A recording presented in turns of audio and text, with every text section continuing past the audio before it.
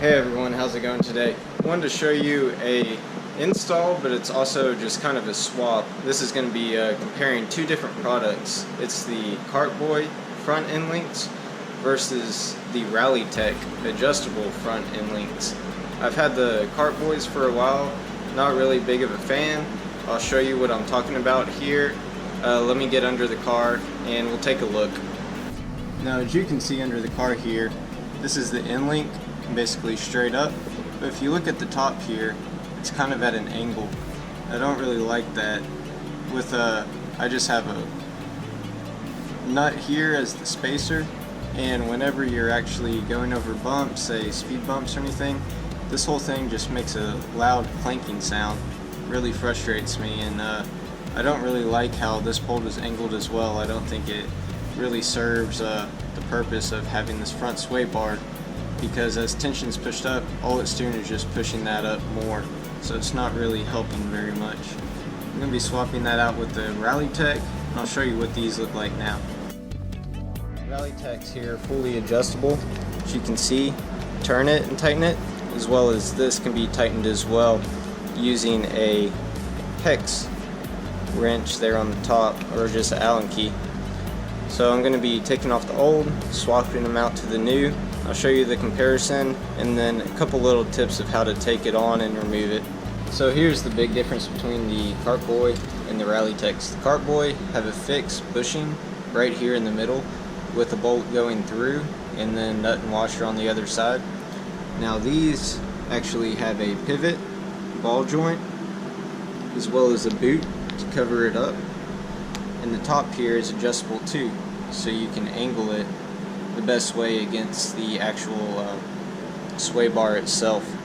So I'm going to figure out what's going to be the best way for this. May add a couple spacers, then all you do is just tighten it down on the other end. And that should be it. Now I have the end links installed. What I like the most is that these are just adjustable, so as you pull them, they can bend and turn around. So on that swivel joint, that's how you can see up here, this bolt still kind of sticks out a little bit, kind of like this, but since it has that swivel on there, it keeps everything good here with the end link itself, as well as it's not pushing really awkwardly against a bushing. Whenever I put these on, I tighten them to about 42 foot-pounds, which recommended is 36. They say aftermarket do 45, but I thought I'd be good around 42. So that's where those are at. Overall, pretty excited with how these are. I did raise them a little bit here in the middle.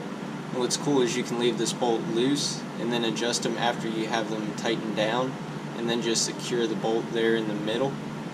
But from raising it up a little bit, I think it's going to help with the sway bar. Before, it was kind of hanging down low, so whenever I was going over bumps, there was a lot of play in the sway bar. And I think now, since it's going to be tightened down, I'll get a better ride out of it and have more control. I'm going to go for a test drive now. So I just took the car for a ride. I went in a parking lot and then just did some basically figure 8 turns in it, and I noticed that the front was a whole lot tighter, it felt like. So whenever I actually turned the steering wheel, the front actually would move around a little bit more, as compared to with the white line bushings where it had a little bit more give. So I am just really surprised using these Rallitek end links. It made quite a big difference for me, so I'd highly suggest them over the Kartboy end links. But otherwise, hope you enjoyed this video. Happy driving and enjoy.